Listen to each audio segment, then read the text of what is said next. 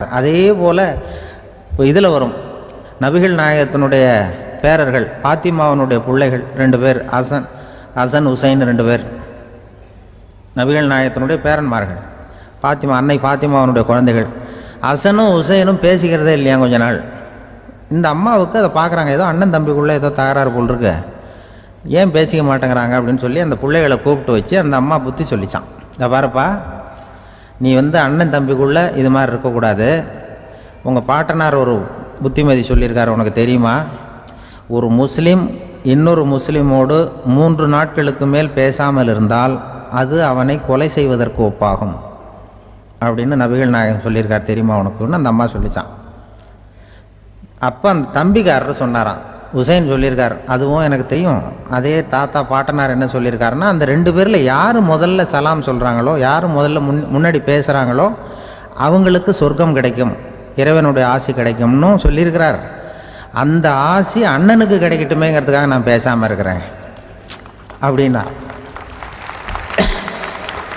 அந்த ராமனும் பரதனும் எப்படி இருந்தாங்களோ அப்படி தான் ஹசனும் ஹுசைனும் இருந்திருக்கிறார்கள். அந்த பாசம்தான் குடும்பத்தில் வேணும்.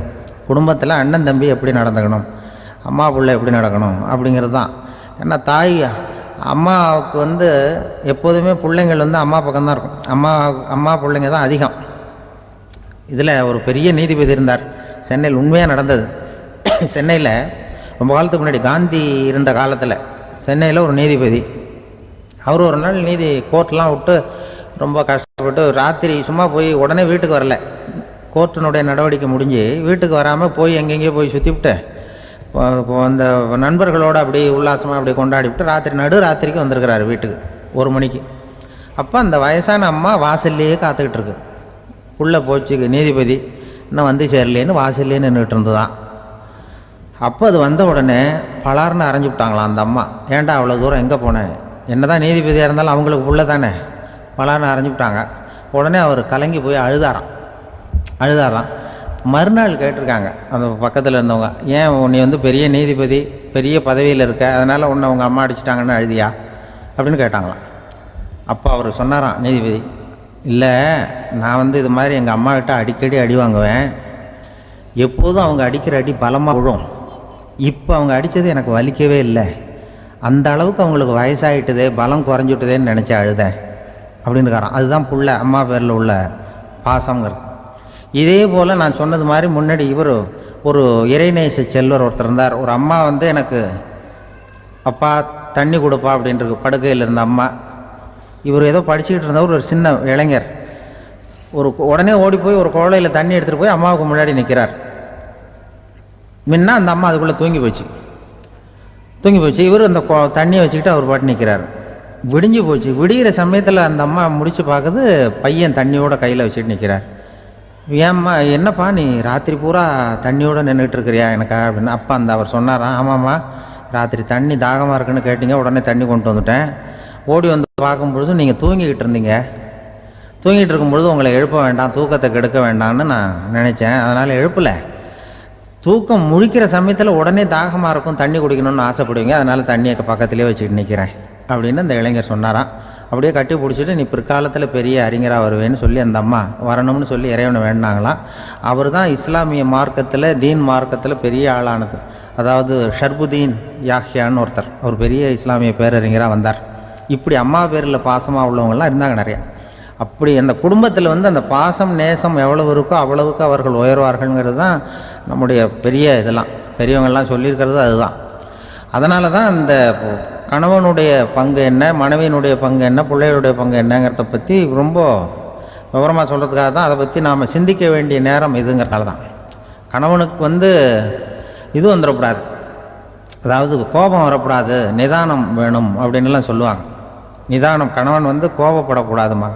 அதுக்கு நாங்கள் மனுஷனுக்கு சினம் தவிர்த்தல்னு பயிற்சியெல்லாம் கொடுக்குறாங்க. இப்போது மனுஷன் கோபப்படாமல் இருக்கணும், போகணும் வரணும், அதுக்கு சொல்லுவோம் நாங்கள். சும்மா கதை ரூபமாக சொல்கிறது. அங்கே வேதாத்திரி மகரிஷின்னு இருக்கார், அவர் இதில் சினம் தவிர்த்தல்னு பயிற்சியை கொடுப்பாங்க. குடும்ப தலைவர்கள் பெரியவங்கள்லாம் அந்த பயிற்சியை எடுத்துக்கணும். என்ன கூப்பிட்டாங்க ஒரு தரம், சினம் தவிர்த்தல்னு ஒரு பயிற்சி கொடுக்குறோம், அதில் நீ பேசுன்னாங்க. நான் சொன்னேன், நான் பயிற்சிக்கு வேணா வரேன், என்னை பேச வேண்டாம் சார், நான் பயிற்சி கற்றுக்கிறேன். இல்லை நீ அதெல்லாம் பயிற்சி நாங்கள் கொடுக்குறோம், நீ உனக்கு என்ன தெரியுமோ சொல்லு, மனுஷன் கோவப்படாமல் இருக்கணும், அதுக்கு ஏதாவது வழி சொல்லிட்டு போ அப்படின்னு கூப்பிட்டாங்க. சரின்ட்டு போனேன். போய் அங்கே போய் நான் சொன்னேன், இது மாதிரி எனக்கு தெரிஞ்சது ஒரு கதை மாதிரி சொன்னேன். மீனம்பாக்கம் ஏர்போர்ட், அங்கே ஜப்பானுக்கு போக வேண்டிய ஒரு பிரயாணி லக்கேஜோடு நிற்கிறார் நிறையா. இதை வாங்கி பிளேனில் ஏற்றக்கூடிய ஒரு தொழிலாளி அவர்கிட்ட ஒரு சண்டை போடுறார், அடிக்க போகிறார், திட்டுறாரு, கண்ணாமலான்னு திட்டுறார். அவர் இதை ஒருத்தர் பார்த்துக்கிட்டே இருக்கார். அந்த சினம் தவிர்த்தல் பயிற்சி கொடுக்குற பேராசிரியர் ஒருத்தர் பார்த்துக்கிட்டே இருக்கார். இது எப்படி இவன் இந்த ஆள் அவ்வளவு கோபமாக அடிக்க போகிறான், திட்டுறான் அந்த பெரிய மனுஷன், இவர் பதிலுக்கு அவர் திட்டவே இல்லையே. அந்த தொழிலாளி சிரிச்சுக்கிட்டே சரி சார் சரி சார் அப்படின்னுட்டே இருக்கான். இவர் லக்கேஜை வாங்கி பிளேனில் ஏற்றுற தொழிலாளி இவன் கண்ணாமலான்னு அடிக்க போகிறான், திட்டுறான், முகம் செவந்து போச்சு. இவருக்கு என்ன ஆச்சரியம்னா, இந்த ஆள் இவ்வளவு கோவப்படுறான், அதை வாங்கி அந்த தொழிலாளி கொஞ்சம் கூட முகத்தில் கோபமே படலையே, சிரித்த முகத்தோடு இருக்கானே, இவன் நமக்கு பயிற்சி வகுப்பு எடுக்கலாம் போல இருக்க அப்படின்னு இவர் நினச்சிட்டார். ரொம்ப நேரம் அவர் கத்திக்கிட்டு இருந்தார். சரி சார் சரி சார்ன்ட்டு அதை வாங்கிட்டு அவர் போயிட்டார். போனதுக்கப்புறம் இவர் இந்த ஆள் அப்புறம் பிளேன் வந்தது, ஏறி அவர் போயிட்டார், ஜப்பானுக்கு போயிட்டார். அதுக்கப்புறம் இந்த சினம் தவிர்த்தல் பேராசிரியர் ஓடி போய் அந்த தொழிலாளியை பிடிச்சி கொண்டு வந்தார். இதை பாருப்பா, நான் காலையிலேருந்து பார்த்துக்கிட்டு இருக்கேன், அந்த ஆள் உன்னை அடிக்க வந்தான், திட்ட வந்தான், இவ்வளவு கோவப்படுறான், உனக்கு பதிலுக்கு நீ கோவமே படலையே, உனக்கு கோவமே வராதா, அது எப்படி நீ சினம் தவிர்க்கிறது, எப்படி உனக்கு கோவமே வரலையா அப்படின்னு கேட்டிருக்கார். அப்போ அந்த தொழிலாளி சொன்னாராம், அப்படி இல்லை சார், மனுஷன்னு பிறந்தா கோவம் படாமல் இருக்க முடியாது, எல்லாருக்கும் கோவம் வரும், அது அவங்கவுங்க வழியில் டீல் பண்ணுவாங்க, நான் அதை என் வழியில் டீல் பண்ணேன், அவ்வளோதான். அப்போ அவர் திட்டும் பொழுது உனக்கு கோபம் வந்ததுதானே? வந்தது சார். இப்போ அது எப்படி டீல் பண்ணேன்னு கேட்டிருக்கார்.